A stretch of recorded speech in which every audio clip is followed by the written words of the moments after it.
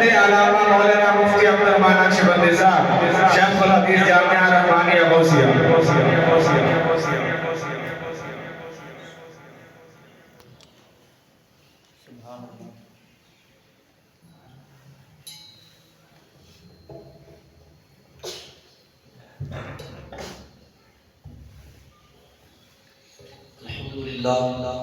الحمدللہ رب العالمین والصلاة والسلام علی سید الانبیاء والمرسلین وعلی آلہ واصحابہ اجمعین.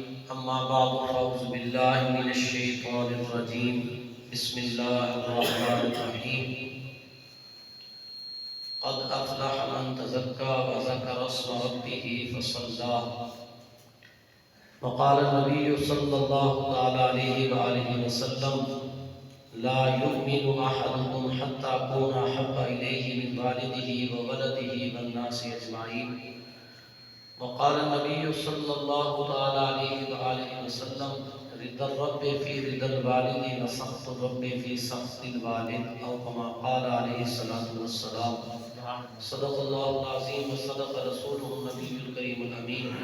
إن الله وملائكته يصلون على النبي يا أيها الذين آمنوا صلوا عليه وسلموا تسليما. اللهم صل على سيدنا ومولانا محمد وعلى آل سيدنا ومولانا محمد وبارك وسلم. الصلاة والسلام عليك يا سيدي يا رسول الله. الصلاة والسلام عليك يا سيدي يا حبيب الله. الصلاة والسلام عليك يا سيدي يا رسول الله وعلى آلك وأصحابك يا سيدي يا نبي الله. معزز صاحبین گرامی، ہم سب کے سارے ثواب کے لیے آئے ہیں. اللہ رب العالمین مرحوم و مغفور منور علی کی بخشش و مغفرت فرما کر اللہ تعالیٰ ان کے درجات کو بلند فرمائے. اللہ رب العالمین نے قرآن مجید برہان رشید کو تمام مسلمانوں کے لیے قیامت تک کے لیے سرچشمہ ہدایت بنایا ہے. ہر چیز کا ذکر قرآن مجید برہان رشید کے اندر موجود ہے. ایک چیز ہر انسان کے ذہن کے اندر ہے اور وہ چیز ہے کامیابی. کوئی کاروبار میں ہے تو وہ بھی کہتا ہے کہ میں کاروبار میں کامیاب ہو جاؤں. کوئی کسی عہدے پر ہے تو وہ بھی کہتا ہے کہ میں کامیاب ہو جاؤں. کوئی کسی منصب پر بیٹھا ہے تو وہ بھی کہتا ہے کہ میں اس میں کامیاب ہو جاؤں. کوئی پڑھ رہا ہے تو وہ بھی کہہ رہا ہے کہ میں اس مقصد میں تعلیم میں کامیاب ہو جاؤں.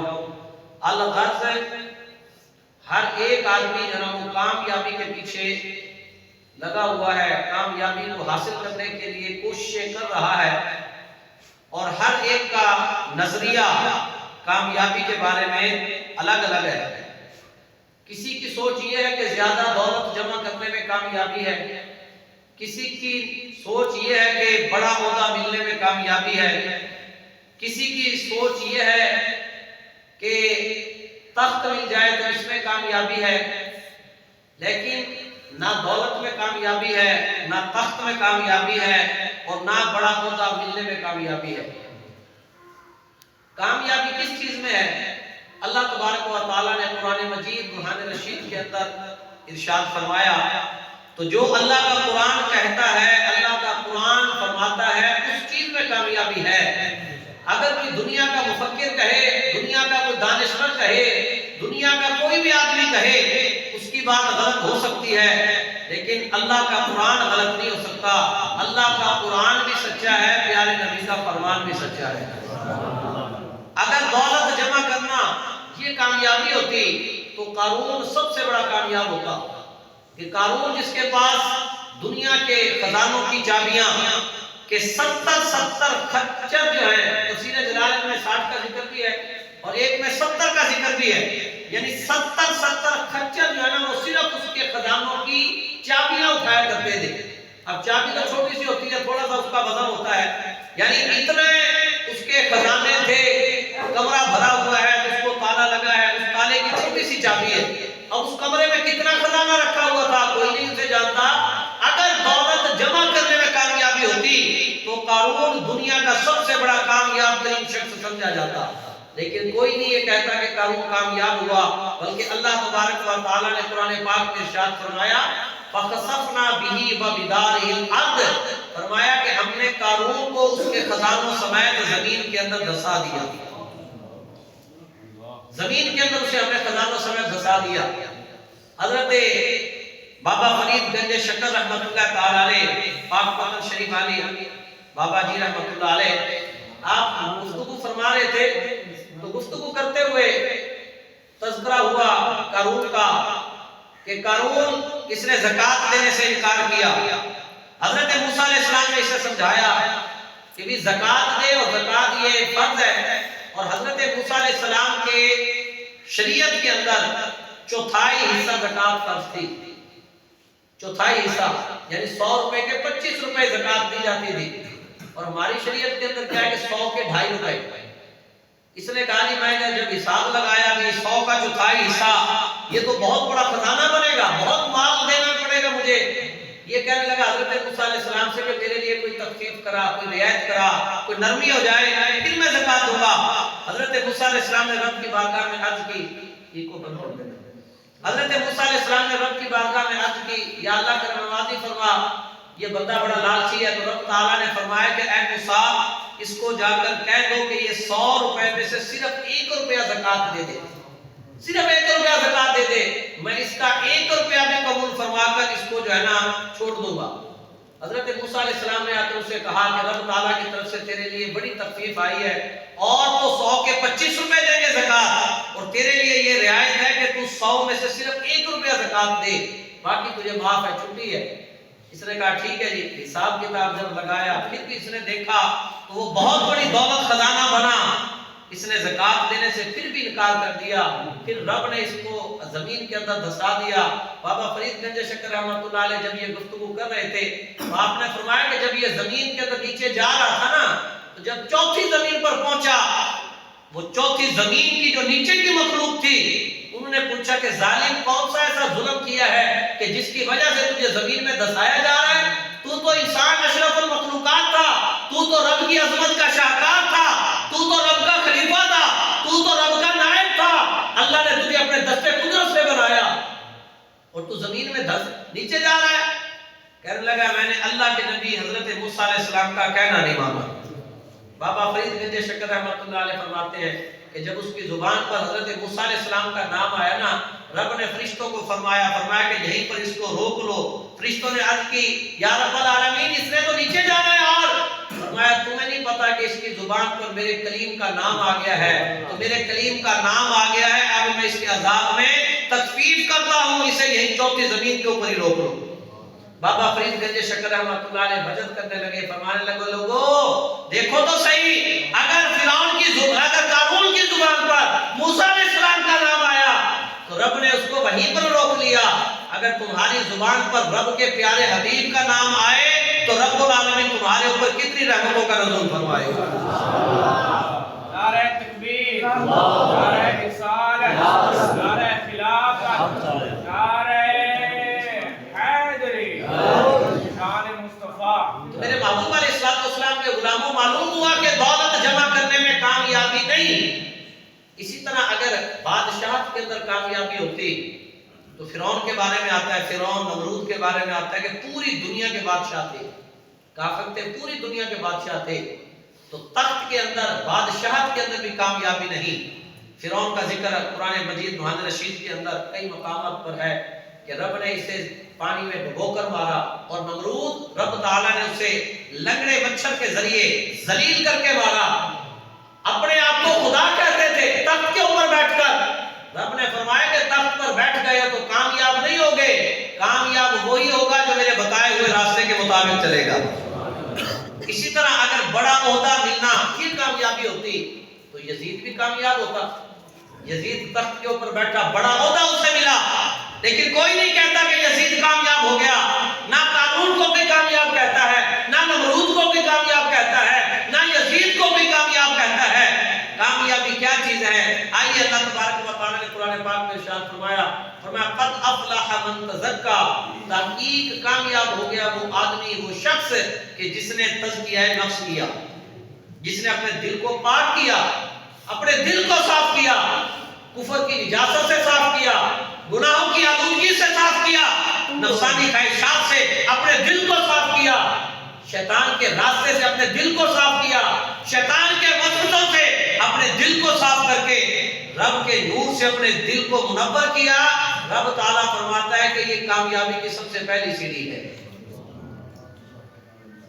صفائی کے لیے بھی دو طریقے ہیں، کبھی تو پانی کے ساتھ صفائی کی جاتی ہے، کہیں نجاست گر جاتی ہے، نجاست کپڑے پہ پڑ گئی تو اس کو دھویا جاتا ہے، دھونے کے بعد کپڑا خشک ہو گیا تو وہ کپڑا پاک ہے، دھونے کے بعد کپڑا پاک ہو جاتا ہے۔ اسی طرح زمین پر اگر نجاست کسی نے کر دی، جس طرح پیشاب وغیرہ کر دیا جاتا ہے تو سوکھنے کے بعد وہ جگہ پاک ہو جاتی ہے۔ تیمم وہاں سے نہیں ہوتا لیکن جگہ کو پاک کہا جاتا ہے۔ جس طرح گوبر وغیرہ وہ زمین کے اوپر پھیر دیا جاتا ہے تو خشک ہونے کے بعد وہ اوپر سے جھاڑو دے دی جائے، نیچے سے جگہ جو ہے نا وہ پاک ہو جاتی ہے۔ تو یعنی پاک کرنے کے دو طریقے ہیں، یا تو پانی کے ساتھ پاک کیا جاتا ہے یا خشک ہونے کے ساتھ۔ لیکن ایک طریقہ اور بھی ہے کہ کبھی کبھی جو ہے نا یہ زمین کی ظاہری چیزوں کی پاکی وہ پانی اور دھوپ کے ساتھ، دھوپ کی تپش کے ساتھ وہ پاک ہوگی۔ ظاہری چیزیں، کپڑا ہے تو دھونے کے ساتھ پاک ہوگا، زمین ہے تو وہ خشک ہونے کے ساتھ پاک ہوگی۔ اسی طرح ایک دل کی جو زمین ہے نا یہ اللہ والوں کی نگاہ سے پاک ہوتی ہے۔ سیدنا موسیٰ علیہ السلام کا واقعہ قرآن پاک کے اندر موجود ہے کہ جب 70,000 جادوگر حضرت موسیٰ علیہ السلام کے مقابلے کے اندر آئے اور حضرت موسیٰ علیہ السلام کا مقابلہ کرنے لگے، انہوں نے حضرت موسیٰ علیہ السلام سے پوچھا کہ آپ پہلے ڈالو گے یا ہم پہلے ڈالیں؟ آپ نے فرمایا کہ تم ڈالو۔ انہوں نے اپنی رسیاں اور سوٹیاں ایسے زمین پر ڈالی تو وہ رسیاں اور سوٹیاں جو ہے نا وہ سانپ بن گئے، سانپ بن کر وہ سانپ دوڑنے لگے۔ 70,000 ان کی تعداد تھی اور کسی کے پاس دو چیزیں بھی تھی، یعنی رسی بھی تھی اور سوٹی بھی تھی، اس نے وہ دونوں چیزیں ڈالی، یعنی 70,000 سے زیادہ سانپ وہ ایسے دوڑ رہے، کوئی ادھر جا رہا ہے کوئی ادھر جا رہا ہے۔ جب یہ منظر دیکھا لوگوں نے تو حضرت موسیٰ علیہ السلام کو بھی معاذ اللہ فرعون نے تو یہ کہا تھا کہ یہ جادوگروں کا بڑا استاد ہے۔ اب جب انہوں نے جادوگروں نے اپنی رسیاں اور سوٹیاں ڈالی وہ سارے سانپ بن گئے۔ حضرت موسیٰ علیہ السلام نے پھر اپنا جب عصا ڈالا تو وہ اژدہا بن گیا اور اس اژدہا نے سارے سانپوں کو نگل لیا۔ حضرت موسیٰ علیہ السلام نے جب اسے پکڑا تو وہ پہلی صورت میں دوبارہ عصا سوٹی وہ دوبارہ بن گئی۔ اب اس منظر کو دیکھ کر وہ 70,000 جو جادوگر موسیٰ علیہ السلام کا مقابلہ کرنے کے لیے آئے تھے، موسیٰ علیہ السلام کو معاذ اللہ شکست دینے کے لیے آئے تھے، جب انہوں نے صرف ایک ہی جملہ کہا اما ان تلقی و اما ان نکون، کہنے لگے کیا آپ پہلے ڈالو گے یا ہم پہلے ڈالیں؟ صرف انہوں نے یہ ادب کیا، اس ادب کی وجہ سے حضرت موسیٰ علیہ السلام کی نگاہ نبوت پڑھنے کی وجہ سے اللہ تعالیٰ نے ان 70,000 جادوگروں کو ایمان کی دولت سے سرفراز فرما دیا۔ 70,000 جادوگر وہیں پر سر سجدے میں رکھ کر حضرت موسیٰ علیہ السلام پر بھی ایمان لائے، حضرت ہارون علیہ السلام پر بھی ایمان لائے، اللہ پر بھی ایمان لائے۔ تو فرعون نے کہا یہ تمہارا جو بڑا ہے نا، یعنی معاذ اللہ حضرت موسیٰ علیہ السلام کا، کہنے لگے اس نے تمہیں سکھا کر یہاں پر بھیجا تھا، میں تمہیں سولی پہ لٹکاؤں گا۔ انہوں نے کہا کہ اب چاہے ہمیں سولی پہ لٹکا یا ہمارے جسم کے ٹکڑے ٹکڑے کر دے، اب ہم نے موسیٰ علیہ السلام کا جلوہ دیکھ لیا ہے نا، اب جلوہ جب دیکھ لیا ہے ہمارے جسم کی بوٹی بوٹی کر دے، اب ہم ساری دنیا کو چھوڑ دیں گے، نہ موسیٰ کو چھوڑیں گے نہ موسیٰ کے رب کو چھوڑیں گے۔ یہ حضرت موسیٰ علیہ السلام کی نگاہ سے ان کے دل کی پاکی ہوئی اور پھر وہ حضرت موسیٰ علیہ السلام کے صحابی بھی بنے اور مقام شہادت پر بھی فائز ہوئے، یعنی انہیں سولی کے اوپر لٹکایا گیا اور سولی کے اوپر لٹکا کر فرعون نے انہیں جو ہے نا وہ شہید کیا، لیکن انہوں نے صبر کیا، شہادت کا جام پی لیا، لیکن پھر اللہ پر بھی ایمان رکھنے میں کامل رہے اور موسیٰ علیہ السلام پر بھی انہوں نے ایمان رکھا۔ حضرت باعزید بسطامی رحمۃ اللہ علیہ آپ کے علاقے کے اندر جب ایک بدکارہ عورت آئی اور اس نے بدکاری شروع کی، محلے والے لوگوں نے بڑا سمجھایا لیکن نہ، تو وہ پھر چل کر آئے حضرت باعزید بسطامی رحمۃ اللہ علیہ کے پاس، آ کر کہنے لگے جناب علاقے کے اندر حالات خراب ہو رہے ہیں، یہ غلط عورت آئی ہے اور پورا محلہ جو ہے وہ خراب ہو رہا ہے، آپ اسے سمجھائیں، اس کے بارے میں کچھ کریں ورنہ اس طرح تو برائی بڑھتی رہے گی۔ حضرت باعزید بسطامی رحمۃ اللہ تعالیٰ نے فرمایا ٹھیک ہے، کہاں ہے اس کا گھر؟ گئے، پوچھا کہ کیا اس کا طریقہ کار ہے؟ کہا کہ یہ رات کے اتنے پیسے لیتی ہے اور اس کے بعد پھر وہ رات کو اس آدمی کے ساتھ برائی کرتی ہے۔ حضرت باجد بستامی رحمۃ اللہ نے پوچھا کتنی فیس ہے؟ انہوں نے کہا اتنی. آپ نے کہا کہ جا کر یہ اس کو فیس دو اور اس کو کہو کہ آج کی رات جو ہے نا اس کی وہ ہماری ہوگی. ہم آج کی رات اس سے لیتے ہیں. جب رات ریلی سارے حیران. آپ نے جا کر اس کے دروازے کے باہر مصلی بچھا کر اللہ کی عبادت کرنا شروع کر دیا. جب عبادت کرنے لگے جو بھی بندہ آتا اس کے ساتھ منہ کالا کرنے کے لیے اللہ کے ولی کو دیکھ کر واپس چلا جاتا کہ حضرت باجد بستامی رحمۃ اللہ علیہ دروازے پر ہیں, یہ مجھے اندر جاتا دیکھیں گے تو کیا سوچیں گے. یہ دیکھ کر ہر آدمی وہاں سے واپس چلا گیا. جب صبح کا آدھی رات سے زیادہ وقت گزر گیا, آپ نے فرمایا وہ عورت بن سمر کر آ گئی. آپ نے فرمایا اس انداز میں نہیں, جا پہلے جا کر غسل کر, کیونکہ آج کی رات تیری میرے لیے ہے, میں جو کہوں گا وہ تو کرے گی. اس نے کہا بالکل, آپ نے میری فیس ادا کر دی ہے, اب جو آپ کہیں گے وہ میں کروں گی. فرمایا جا پھر میں تجھے کہتا ہوں کہ سب سے پہلے غسل کر اور صاف کپڑے پہن, پاک کپڑے پہن. غسل کیا, پاک کپڑے پہنے, وضو کیا. فرمایا مصلی بچھا. جب مصلی بچھا لیا فرمایا اب اس طریقے کے ساتھ نماز ادا کر. اب جب وہ مصلی کے اوپر کھڑی ہوئی, باجد بستامی رحمۃ اللہ نے ہاتھ اٹھا کر عرض کی مولا یہاں تک لانا میرا کام تھا, آگے اس کی زندگی کو بدلنا مولا تیرا کام ہے. تو میرے بھائیوں بزرگوں دوستوں, اس طریقے سے بھی دل کی صفائی کی جاتی ہے. اس لیے رب العالمین نے ارشاد فرمایا قد افلح من تزکا, فرمایا وہ شخص کامیاب ہو گیا جس نے اپنے دل کو صاف کیا, اپنے دل کو پاک کیا. تو کامیابی کی پہلی سیڑھی جو ہے نا وہ تزکیہ نفس ہے. دوسرے نمبر پر رب العالمین نے ارشاد فرمایا وذکر اسم ربہ, فرمایا اپنے رب کا نام جپنا, اپنے رب کے نام کا ذکر کرنا, اللہ اللہ کرنا, اللہ کی ذبح لگانا, اللہ کے کلمات طیبہ طاہرات کا ورد کرنا. اللہ کا کوئی نام بھی ہے نا, سبحان اللہ, رب العالمین کے جتنے بھی اسماء ہیں ہر ایک کی اپنی برکتیں ہیں. مسند امام اعظم کے اندر حدیث مبارکہ ہے اور آپ کے پیارے محبوب علیہ السلام نے ارشاد فرمایا جہنم سے جو سب سے آخر کے اندر نکلے گا نا, اب دیکھو قیامت قائم ہوگی, کب قائم ہوگی کوئی نہیں جانتا, کتنے ہزار سال لگیں گے کوئی نہیں جانتا. یہاں تو رب جانتا ہے یا رب کا پیارا محبوب جانتا ہے. لیکن میرے آقا علیہ السلام نے فرمایا قیامت قائم ہوگی, 50,000 سال کا قیامت کا دن ہوگا. اس کے بعد پھر حساب و کتاب ہوگا, حساب و کتاب کے بعد جنتی جنت میں جائیں گے, جہنمی جہنم میں جائیں گے. لیکن میرے محبوب علیہ السلام نے فرمایا جہنم سے ایک آخری آدمی کو جو نکالا جائے گا نا, فرمایا وہ کون ہوگا. میرے آقا علیہ السلام نے اس کے بارے میں بھی ارشاد فرمایا جہنم کے ایک نچلے گڑھے کے اندر ایک شخص پکار رہا ہوگا یا حنانو یا منان, یا حنانو یا منان, یا حنانو یا منان. آپ بھی پڑھ لئیے, اللہ کے نام ہے یا حنانو یا منان, یا حنانو یا منان, یا حنانو یا منان. سارے پڑھے یا حنانو یا منان, یا حنانو یا منان. فرمایا یہ نام جہنم کے بہت نچلے گڑھوں کے اندر یہ اللہ کا نام پکار رہا ہوگا. حضرت جبرائیل امین علیہ السلام, ان کا مقام کہاں ہے؟ سدرۃ المنتہا. سدرۃ المنتہا کہاں ہے؟ 7 آسمانوں سے اوپر سدرۃ المنتہا ہے. اور جہنم کا کہاں ہوگی؟ 7 زمینوں سے نیچے. اب اس زمین سے پہلے آسمان تک کا جو فاصلہ ہے نا, 500 سال تک بندہ چلتا رہے پھر پہلے آسمان پر پہنچے گا. اسی طرح 7 آسمان ہیں, 5 کو 7 سے ضرب دے دیں 3500 سال کی مسافت بنتی ہے. اور جو آسمان کی جو چھت کی موٹائی ہے, جیسے لنٹر ڈالا جاتا ہے 6 انچ کا 10 انچ کا, اسی طرح آسمان کی جو ہے نا چھت اس کی بھی موٹائی ہے. اس کا بھی اندازہ بعض مفسرین کرام نے فرمایا وہ بھی اتنا ہی ہے جتنا زمین و آسمان کے درمیان فاصلہ ہے. اتنا لمبا فاصلہ یہ, اور پھر نیچے زمین 300 فٹ کا بور کر لیا, 600 فٹ کا بور کر لیا نیچے, ابھی تک نیچے جا رہا ہے, کرتے جائے بور. وہ آپ کی مشینری ختم ہو جائے گی لیکن نیچے تک رب کی زمین جو ہے نا وہ ختم نہیں ہوگی.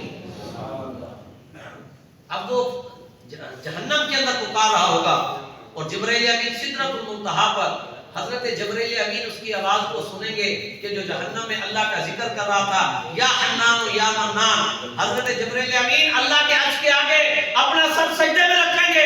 اللہ رب العالمین ارشاد فرمائے گا ارفع راسک یا جبرائیل, اے جبرائیل اپنے سر کو اٹھا. کیا کہتا ہے جبرائیل امین؟ سر کو اٹھائیں گے, عرض کریں گے یا اللہ تیرا ایک بندہ جہنم کے اندر تجھے یاد کر رہا जहन्नम के अंदर याद कर रहा है। रब्बुल आलमीन ने फरमाया गया जिब्राइल जा मेरे बंदे को ले आ। प्यारे आका अलैहिस्सलाम ने इरशाद फरमाया जिब्राइल अमीन रब के हुक्म से आएंगे और जहन्नम के जो दरोगा है उसका नाम मालिक है। मालिक फरिश्ते को आकर कहेंगे फलां बंदा जो अल्लाह का जिक्र कर रहा है ना, या हन्नान या मन्नान के लफ्जों के साथ उससे बाहर निकाल। हजरत मालिक अलैहिस्सलाम जो जहन्नम के ऊपर मामूल फरिश्ता है, वो जब जहन्नम के अंदर जाएगा सारी जहन्नम का चक्कर लगाकर आएगा और आकर कहेगा कि जहन्नम ने अभी ऐसा सांस लिया है कि लकड़ी पत्थर लोहे के दरमियान में कोई फर्क नहीं कर सकता। हर चीज जलकर खाक हो चुकी है, राख बन चुकी है। मैं किसी के दरमियान कोई फर्क नहीं कर सकता, पहचान नहीं सकता। हालांकि वो मालिक फरिश्ता जहन्नमियों को इस तरह पहचानता है कि जिस तरह माँ अपने बेटे के एक एक उज़्व से वाकिफ होती है। माँ को पता होता है ना बेटे की जब छोटे होते मालिश करती है, कहाँ तिला है, कहाँ पर कैसा है, जख्म है, निशान, वो मालिश करते हुए अपने बेटे के हर उज़्व के बारे में जानती है। इससे भी माँ से भी ज्यादा वो फरिश्ता वो जहन्नमियों को पहचानता है। लेकिन कहेगा कि जहन्नम ने ऐसा सांस लिया है कि मैं नहीं पहचान सका कि वो बंदा कहाँ है। हजरत जिब्राइल अमीन फिर रब की बारगाह में आएंगे, सर सजदे में रखेंगे। अल्लाह फरमाएगा जिब्राइल अपने सर को उठा, मेरे बंदे को नहीं लेकर आया। या अल्लाह मालिक फरिश्ते ने ये कहा है और तू तो जानता है या अल्लाह सब कुछ। रब ताला फरमाएगा अच्छा जा जाकर उसको कहे कि वो जहन्नम की फलां सातों जहन्नमों के नीचे जो सबसे निचला दर्जा फरमाया उससे नीचे एक गड़ा है, उस गड़े में एक गार है, उस गार के फलां कोने के अंदर वो मेरा बंदा पड़ा हुआ है। मालिक फरिश्ते को जाकर ये पता बताओ। हजरत जिब्राइल अमीन फिर आएंगे, उसे आकर बताएंगे कि रब ताला ने ये पता बताया जहन्नम के फलां कोने में पड़ा है। मालिक फरिश्ता जब जाएगा तो क्या देखेंगे, उसके पांव उसकी पेशानी के साथ बंधे हुए, हाथ उसके गर्दन के साथ जकड़े हुए, सांप बिच्छू मुसल्लत हैं। हजरत मालिक फरिश्ता उसे पकड़ेगा यहाँ से और झंझोड़ेगा, सारे बिच्छू भी नीचे गिर जाएंगे और वो बेड़ियां और वो जंजीरें वो टूट जाएंगी। और उसके बाद उसे गोता देकर पानी के अंदर आब हयात के अंदर जिब्राइल अमीन के हवाले करेंगे। हजरत जिब्राइल अमीन लेकर उसे अल्लाह की बारगाह में आएंगे। रब ताला फरमाएगा ऐ मेरे बंदे क्या तेरे पास मेरे रसूल नहीं आए थे? क्या मेरे रसूलों ने आकर तुझे बताया नहीं? बंदा कहेगा या अल्लाह तेरे रसूल आए, उन्होंने आकर तेरी किताब पढ़कर सुनाई। अल्लाह फरमाएगा क्या मेरी किताब नहीं पढ़ी गई? बंदा अर्ज करेगा या अल्लाह किताब भी पढ़ी गई, मुझे सारा कुछ बताया गया। रब ताला फरमाएगा फिर तूने ये काम क्यों किया? या अल्लाह मुझसे गलती हो गई, मैं अपने नफ्स के जाल में फंस गया, मुझसे गलती हो गई, लेकिन मुझे तेरी रहमत से उम्मीद थी। सुना था दुनिया के अंदर कि तेरी रहमत हर शय से वसी है। उस तेरी रहमत पे आस लगाए हुए, तेरी रहमत की उम्मीद करते हुए मैं जहन्नम में तुझे याद करता रहा, तुझे पुकारता रहा। आज तूने करम नवाज़ी फरमाई है और मुझे जहन्नम से निकाला है। रब ताला फरमाएगा ऐ मेरे फरिश्तों इशादु या मलाइकती, ऐ मेरे फरिश्तों गवाह हो जाओ, ये बंदा इतने साल जहन्नम के अंदर रहा और जहन्नम में रह के मुझे पुकारता रहा, मुझे याद करता रहा। जाओ आज मैं तुम्हें गवाह बनाकर कहता हूँ मैंने अपने इस बंदे को माफ फरमा कर इसको जन्नत का वारिस बना दिया है। नारे तकबीर, नारे रिसालत, नारे हैदरी। मेरे महबूब अलैहिस्सलाम के गुलामों, ये रब के जिक्र करने का ये फायदा है। मस्जिद के अंदर नमाज पढ़ते हैं, ये भी रब का जिक्र है। कुरान की तिलावत करते हैं, ये भी रब का जिक्र है। तस्बीहात सुभान अल्लाह, अल्हम्दुलिल्लाह, अल्लाहु अकबर ये नमाज के बाद पढ़ी जाती है, ये भी तस्बीह है। कभी कभी तन्हाई में बैठकर रब को जब याद करेंगे ना, दिल नरम हो जाएगा। तिरमिज़ी शरीफ के हदीस मुबारक है, मेरे आपके प्यारे महबूब ने इरशाद फरमाया जो बंदा अल्लाह अल्लाह करता रहता है उसका दिल नरम हो जाता है, आंखों से आंसू बहने लग जाते हैं ना। मेरे आका ने फरमाया ऐसा आदमी कल क़यामत के दिन अल्लाह के अर्श के साए के नीचे होगा। जो जिक्र करते हुए रो पड़े, अल्लाह का जिक्र करते हुए, अल्लाह अल्लाह करते हुए आंखों से आंसू निकल पड़े। मेरे आका ने फरमाया ऐसा आदमी कल क़यामत के दिन अल्लाह की रहमत के साए के नीचे होगा। ये कामयाबी की दूसरी सीढ़ी, पहली क्या थी? तज़किया नफ्स, अपने दिल को पाक करना। दूसरी सीढ़ी रब ने फरमाया कि वज़कर अस्मा रब्बिही, अपने रब का जिक्र करना। तीसरी चीज जो कामयाबी की रब ताला ने कुरान पाक में इरशाद फरमाया फसल्ला, पाबंदी के साथ नमाज अदा करना। सुभान अल्लाह। रब ताला ने फरमाया ये तीन चीजें हैं कामयाबी की, जो बंदा इन तीन चीजों के ऊपर अमल करे इंशाअल्लाह दुनिया में भी उसका बेड़ा पार है, आखिरत में भी उसका बेड़ा पार होगा। دیکھیے ہمارے استاد مکرم پچھلے ہفتے اس دنیا سے گئے، ساری زندگی قرآن پڑھاتے رہے، ساری زندگی قرآن انہوں نے پڑھایا، قرآن پاک پڑھایا، نمازیں پڑھائی قرآن۔ اچھا اب ماشاءاللہ یہ دروازے کھٹکا کر لوگوں کو نماز کے لیے بلایا کرتے تھے، آؤ بھی نماز کے لیے۔ تو یہ بہت بڑا ایک ثواب ہے، یہ لازمی نہیں کہ یہ مولوی کی ڈیوٹی ہو کہ بس مولوی دروازے کھڑکائے کسی اور، ہر بندے کی یہ اوپر ڈیوٹی ہے۔ جس نے بھی پیارے آقا کا کلمہ پڑھا ہے نا، وہ جتنے شوق سے یہ فریضہ ادا کرے گا، نیکی کا حکم دینا، برائی سے منع کرنا، اللہ تبارک و تعالیٰ کی اتنی ہی زیادہ اس بندے پہ رحمت نازل ہوگی۔ اللہ تعالیٰ نے قرآن پاک میں فرمایا کنتم خیر امۃ اخرجت للناس تأمرون بالمعروف وتنہون عن المنکر، فرمایا اے محمد عربی کی امت تم ساری امتوں سے بہترین ہو، کیوں کہ تم نیکی کا حکم دیتے ہو، برائی سے منع کرتے ہو۔ تو یہ نماز کے لیے اٹھانا، نماز کے لیے بلانا، یہ نیکی کا حکم ہے، تو اس پہ بھی آپ بھی عمل کریں، انشاءاللہ اللہ تعالیٰ قدم قدم پہ جو ہے نا وہ رحمتیں برکتیں عطا فرمائے گا۔ اسلام کے اندر بڑی نرمی ہے، بہت زیادہ نرمی ہے۔ حضرت موسیٰ علیہ السلام کی شریعت میں یہاں تک جیسے بتایا نا زکوٰۃ 25 روپے، 100 کے 25 روپے دیے جاتے تھے، اور ہم 2.5 روپے دیتے ہوئے جنم سوچتے ہیں، کئی لوگ تو ویسے ہی ہڑپ کر جاتے ہیں، کہتے ہیں کہ بس جی کیا ہے میں نے وہ کر لیا، وہ کام کر لیا۔ زکوٰۃ سے بچنے کے کئی بہانے، اگر کپڑے کے اوپر نجاست لگ گئی ہے نا، حضرت موسیٰ علیہ السلام کی شریعت کے اندر اس کپڑے کو کاٹا جاتا تھا، دھونے سے پاک نہیں ہوتا تھا۔ ہمارے آقا کی شریعت کے اندر تو یہ ہے نجاست لگ گئی ہے تو کپڑے کو دھو لو، اللہ اس کو پاک کپڑا پاک ہو جائے گا۔ اور پہلی امتوں کے اندر کیا تھا، نماز کے لیے خاص جگہ ہوتی تھی، وہاں جا کر عبادت کرتے تھے تو پھر نماز قبول ہوتی تھی، عبادت قبول ہوتی تھی۔